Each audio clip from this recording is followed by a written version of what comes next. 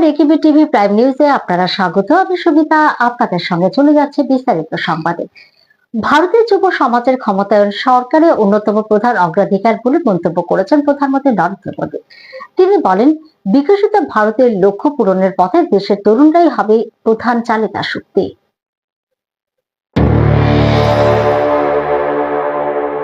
বৃহস্পতিবার নীতি আয়োগের গভর্নিং কাউন্সিলের বৈঠকে সভাপতিত্ব করতে গিয়ে প্রধানমন্ত্রী বলেন, ভারতের জনভিত্তিক সুবিধা একটি ঐতিহাসিক সুযোগ, যা কোনোভাবে হাতছাড়া করা যাবে না। গুণগত শিক্ষা, চাহিদা ভিত্তিক দক্ষতা উন্নয়ন এবং কর্মসংস্থানের সুযোগ সৃষ্টি করে যুব সমাজের জন্য উপযুক্ত পরিবেশ গড়ে তোলা আমাদের অগ্রাধিকার হওয়া উচিত। ক্ষমতায়িত যুবকরাই বিকশিত ভারতের পথে আমাদের যাত্রার প্রধান শক্তি হবে। তিনি আরও জানান, প্রবৃদ্ধি ও রপ্তানির নতুন সুযোগ তৈরি করতে ভারত ইতিমধ্যে একাধিক দেশের সঙ্গে মুক্ত বাণিজ্য চুক্তি স্বাক্ষর করেছে। প্রধানমন্ত্রীর মতে, এই চুক্তিগুলি দেশের ক্ষুদ্র, ছোট ও মাঝারি শিল্পের জন্য বড় সুযোগ তৈরি করছে। তিনি বলেন, আন্তর্জাতিক মানদণ্ড মেনে চলা এবং প্রতিযোগিতামূলক সক্ষমতা বাড়ানোর মাধ্যমে বিশ্ব বাজারে নিজেদের প্রতিষ্ঠিত করার সুযোগ পাচ্ছে এমএসএমই ক্ষেত্র। প্রধানমন্ত্রী বলেন, 2047 সালের মধ্যে উন্নত ভারতের লক্ষ্য অর্জনে কেন্দ্র ও রাজ্য সরকার একসঙ্গে কাজ করছে। তার কথায়, সহযোগিতামূলক যুক্তরাষ্ট্রীয় ব্যবস্থার চেতনায় উদ্বুদ্ধ হয়ে আমরা ভারতের উন্নয়ন যাত্রাকে আরও দ্রুততর করার জন্য একযোগে কাজ করছি। বিকশিত ভারতের অভিন্ন স্বপ্ন বাস্তবায়নে কেন্দ্র ও রাজ্যের সম্মিলিত প্রচেষ্টা অত্যন্ত গুরুত্বপূর্ণ ভূমিকা পালন করবে। সরকার বিবৃতি অনুযায়ী এবছরের নীতি আয়োগ গভর্নিং কাউন্সিল বৈঠকের মূল প্রতিপাদ্য ছিল বিকশিত ভারত 2047-এর জন্য অন্তর্ভুক্তিমূলক মানব উন্নয়ন। এই বৈঠকে বয়স, অঞ্চল, লিঙ্গ বা আর্থ-সামাজিক অবস্থার নির্বিশেষে দেশের প্রতিটি নাগরিকের কল্যাণ ও উন্নয়ন নিশ্চিত করার রূপরেখা নিয়ে আলোচনা হয়। বৈঠকে বিভিন্ন রাজ্যের মুখ্যমন্ত্রী, কেন্দ্রশাসিত অঞ্চলগুলির লেফটেন্যান্ট গভর্নর এবং কেন্দ্রীয় মন্ত্রীরা অংশগ্রহণ করেন।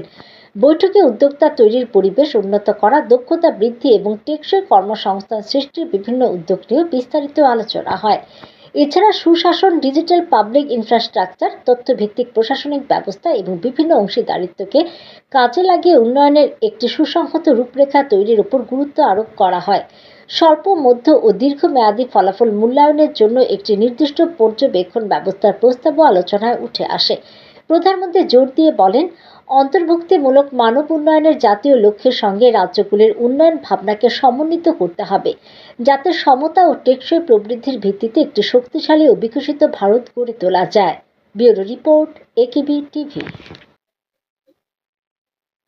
এবার ইথানল মিশ্রিত পেট্রোলের শুল্ক ছাড়ের কথা ঘোষণা করল কেন্দ্র।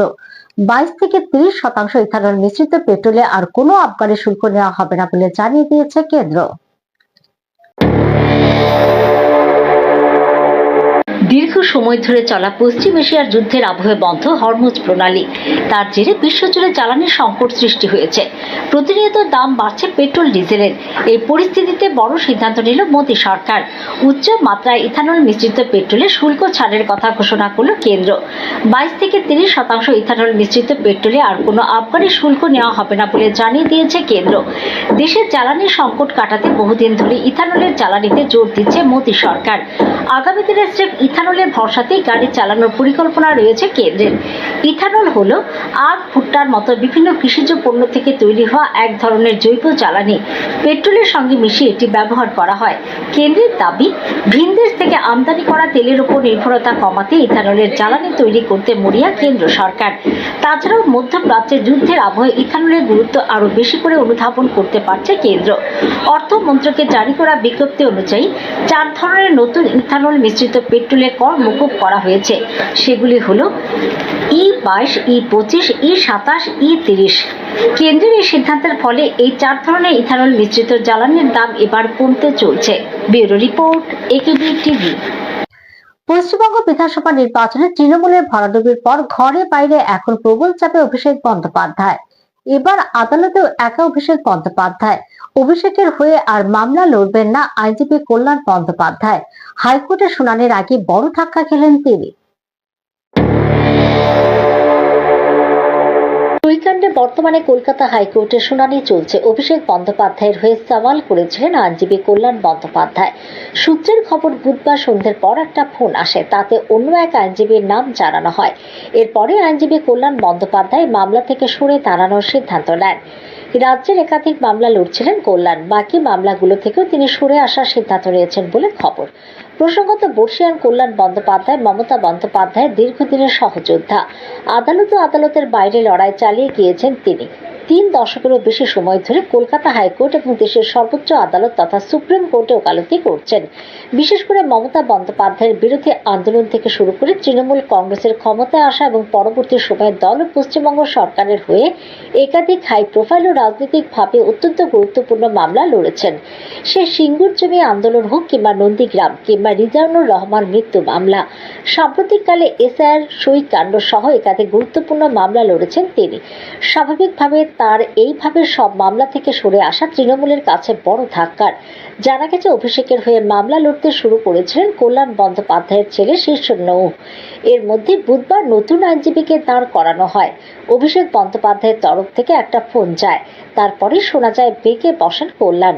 তিনি জানিয়ে দেন, অভিষেক ও তৃণমূল সংক্রান্ত কোনো মামলাতেই তিনি আর থাকবেন না, পরামর্শদাতা হিসেবেও থাকবেন না। এর ফলে এখন মহাবিপদে অভিষেক। বলা যায়, সই কাণ্ডে তিনি এখন দিশেহারা।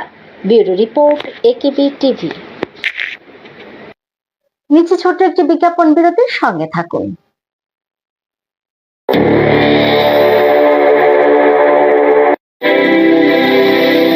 North East Institute of Nursing Science Tripura রাজ্যে বিশ্বমানের পরিকাঠামোর সাথে ডিজিটাল ক্লাসরুম, নিজস্ব হসপিটাল ও দক্ষ ফ্যাকাল্টির দ্বারা BSc nursing, GNM nursing, ANM nursing course পরিচালিত করছে। রয়েছে ভারত সরকার ও ত্রিপুরা সরকারের নার্সিং কাউন্সিলিং এর বিশেষ অনুমোদন। এছাড়াও ইন ক্যাম্পাস রয়েছে উন্নত মানের hostel facility, laboratory, library, indoor sports zone ও ওয়াইফাইয়ের সুবিধা। ছাত্রছাত্রীদের জন্য রয়েছে বাসের ফ্যাসিলিটি। তাই নার্সিং পড়তে এখন আর বহির্রাজ্যে নয়, নিজের রাজ্যে 100% প্লেসমেন্ট অ্যাসিস্ট্যান্সের সাথে নার্সিং পড়ার স্বপ্ন পূরণ করুন।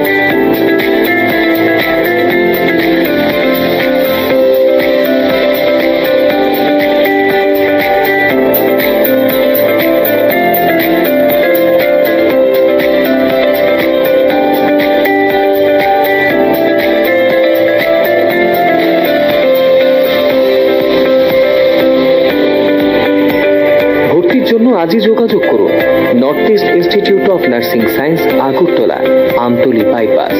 ফোন নম্বর 7085155609, 7005127202, 0381231506, 8257808056 অথবা ভিজিট করুন www.neins.ind.in, a unit of Devlook Hospital.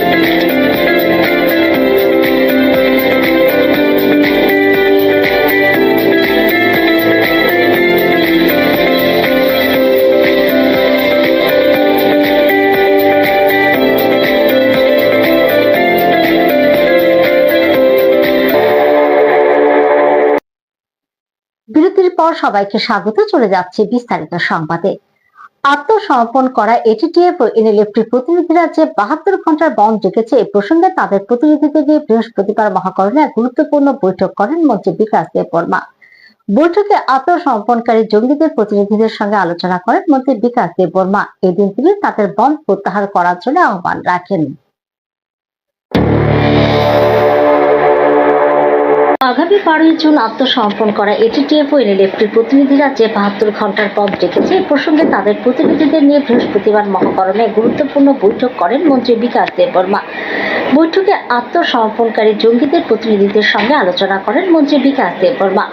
বৈঠকে আত্মসমর্পণকারী জঙ্গিদের পুনর্বাসন, বিভিন্ন বকেয়া দাবি এবং অন্যান্য সমস্যার বিষয় নিয়ে বিস্তারিত আলোচনা করা হয়।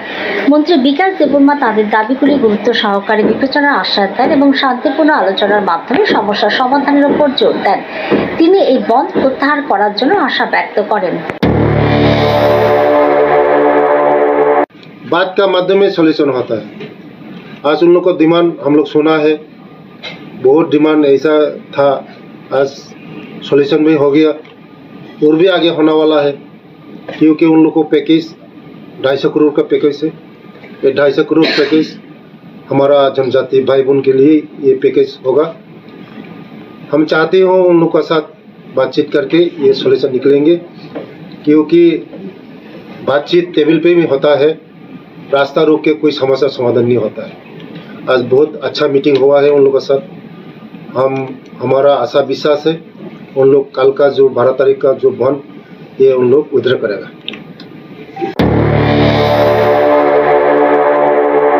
অপরদিকে আত্মসমর্পণকারী এটিটিএফ ও এনএলএফটির প্রতিনিধিদের বক্তব্য, সরকারের সাথে তাদের সৌহার্দ্যপূর্ণভাবে খোলামেলা আলোচনা হয়েছে।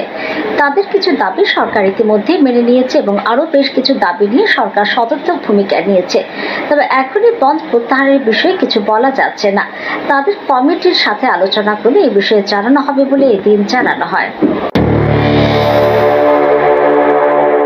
Minister tribal welfare government of Tripura এবং আমাদের হোম সেক্রেটারি সাহেব আছেন, আমাদের আইজিপি সাহেব আছেন এবং ট্রাইবাল ওয়েলফেয়ার সেক্রেটারি সাহেব আছেন। আমরা আজকের এই মিটিংয়ে আমাদের আগামীকালকে যে 72 ঘন্টার বন্ধ রাষ্ট্র অবরোধ ডাকা হয়েছিল সেই নিয়ে আলোচনা হয়েছে। এখনও আমাদের ফাইনাল হয়নি। আমরা ওখানে এখান থেকে গিয়ে মিটিং হবে। ওনার তরফ থেকে প্রপোজাল আমাদের মাননীয় মন্ত্রী বলেছেন যে প্রত্যাহার করার জন্য। আমরা এই চিন্তাভাবনা এখানে ফাইনালাইজ দিতে পারছি না। ঘরে আমাদের কমিটি আছে, কমিটিতে আমরা এই জিনিসটা চিন্তা করে বলা হবে। কিন্তু সরকার মোটামুটি আমাদেরকে কিছু কিছু দাবি এগ্রি হয়েছে, সেইগুলো আমরা এখনও আপনাদের কাছে বলতে পারবো না। নেক্সটে যখন আমরা ফিনিশিং দিব তখন সব ক্লিয়ারিফিকেশন দেওয়া হবে আমাদের তরফ থেকে, এনএলএফটি এন্ড এটিটিএফ গ্রুপের থেকে। এদিকে দাবি আদায়ে আত্মসমর্পণকারী জঙ্গি সংগঠন এনএলএফটি ও এটিটিএফ এর পক্ষ থেকে বৃহস্পতিবার থেকে লোক জমায়েত শুরু করে আসাম আগরতলা জাতীয় সড়কের বড়মুড়া, হাতাই কতর, সুবল সিং মান্দের ভৃগুদাস এলাকার রেল লাইনে। জঙ্গি সংগঠনের নেতৃত্ব জানান, বন্ধের সময় অ্যাম্বুলেন্স, দমকল বাহিনী, পুলিশের গাড়িকে ছাড় দেওয়া হবে। এই পরিস্থিতিতে সরকার ও আত্মসমর্পণকারী জঙ্গিদের মধ্যে এই বৈঠককে অত্যন্ত গুরুত্বপূর্ণ বলে মনে করা হচ্ছে। তাই আগামী 12 জুন ঘোষিত পথ অবরোধ কর্মসূচি নিয়ে বৈঠকের ফলাফলের দিকে সকলের নজর রয়েছে। Bureau report, AKB TV. পশ্চিম ত্রিপুরা জেলা ভিত্তিক দুদিন ব্যাপী বিশ্বদেব স্মৃতি শিশু নাট্য প্রতিযোগিতা বৃহস্পতিবার আগরতলা মুক্তধারা প্রেক্ষাগৃহে শুরু হয়েছে। রাজ্যের তথ্য ও সংস্কৃতি দপ্তরের উদ্যোগে আয়োজিত এই প্রতিযোগিতায় জেলার 13টি বিদ্যালয় ও নাট্যদল অংশগ্রহণ করছে।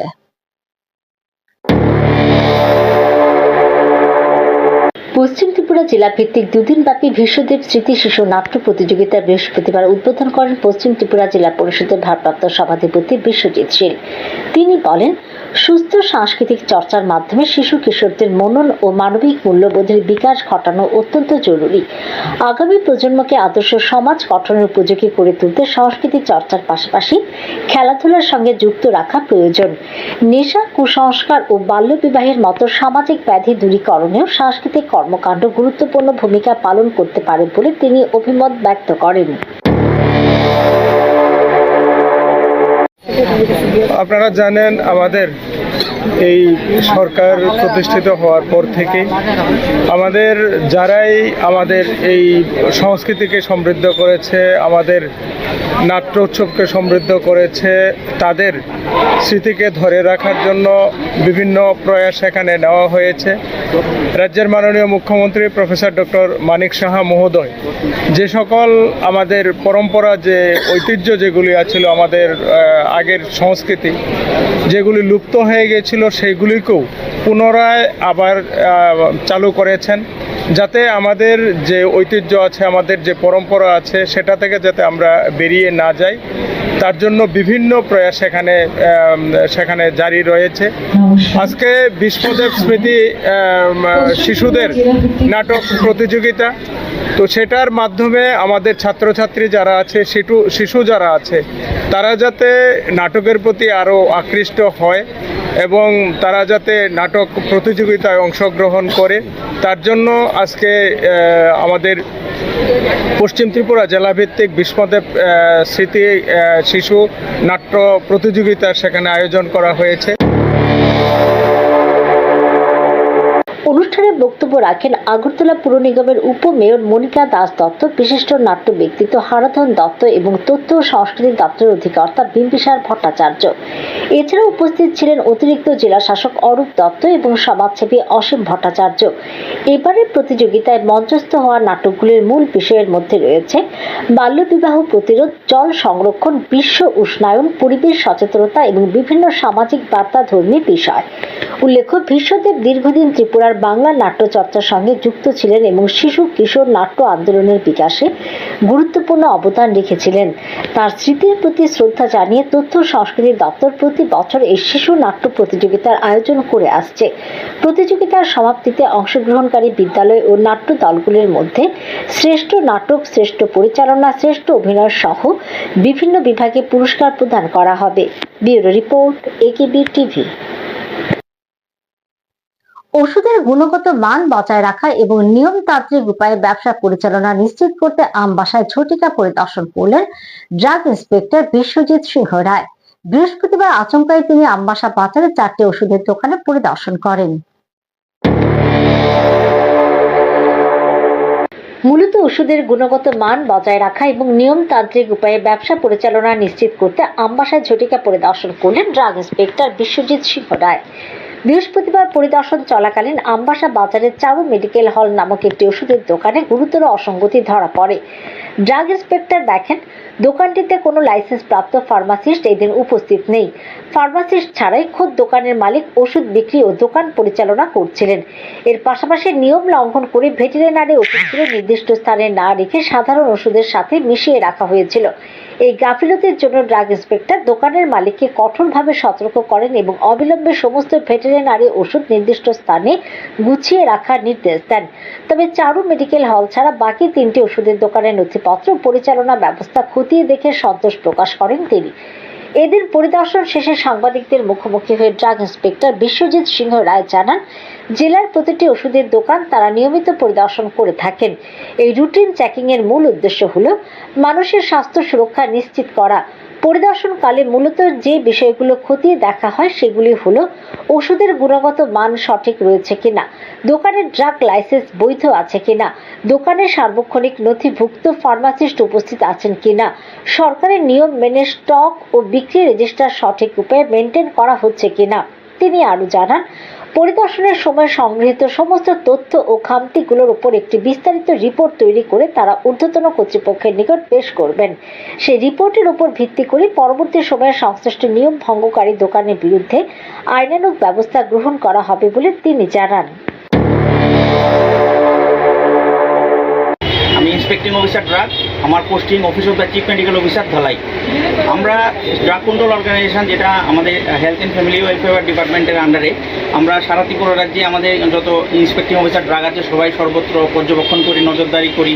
আমরা বেসিক্যালি ওষুধের দোকানে এসে প্রথমে দেখি লাইসেন্সগুলি বৈধ আছে কিনা, এগুলি আপ টু ডেট রিনিউয়াল করা আছে কিনা, ফার্মাসিস্ট প্রেজেন্ট আছে কিনা, ফার্মাসিস্টের যে রিনিউয়াল আছে এটা আপ টু ডেট আছে কিনা, তারপর ইন্সপেকশন বই প্রেজেন্ট আছে কিনা, শিডিউল H1 রেজিস্টারগুলি মেনটেন করে কিনা, এক্সপায়ারি ড্রাগ সেলেবেল ড্রাগের মধ্যে আছে কিনা, তারপর ওরা সবগুলি শিডিউল H1 রেজিস্টার মেনটেন করে কিনা, এক্সপায়ারি ড্রাগ যদি এর মধ্যে পাওয়া যায়, রেসেলেবেল ড্রাগের সাথে পাওয়া যায়, এগুলি সবগুলি আমরা পর্যবেক্ষণ করে আমরা ইন্সপেকশন বুকের মধ্যে আমরা এগুলি রিপোর্ট করি। আমরা ডেপুটি ড্রাগ কন্ট্রোলারের কাছে আমরা পাঠাই। ডেপুটি ড্রাগ কন্ট্রোলার স্যার ওদের শোকজ করার পরে বিভিন্ন সময় ওদেরকে ওয়ার্নিংও দেওয়া হয়, মাঝে মাঝে ওদের সাসপেনশন করা হয়, যেগুলি বিভিন্ন সময় পত্রপত্রিকাতে স্ট্যাটিউটরি দিয়ে আমরা জানানো হয় সবাইকে যে কোন কোন দোকানের এগেনস্টে কী কী অ্যাকশন নেওয়া হয়েছে।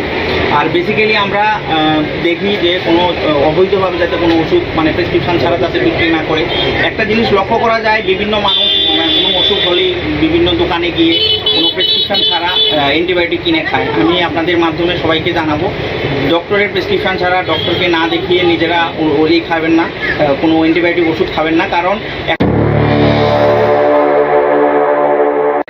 সবশেষে সাধারণ মানুষের স্বাস্থ্য সচেতনতার উপর জোর দিয়ে ড্রাগ ইন্সপেক্টর বিশ্বজিৎ সিংহ রায় বিশেষ আবেদন জানান। তিনি বলেন, জনসাধারণ যেন কোনো অবস্থাতে চিকিৎসকের প্রেসক্রিপশন ছাড়া বাজার থেকে ওষুধ না কেনেন।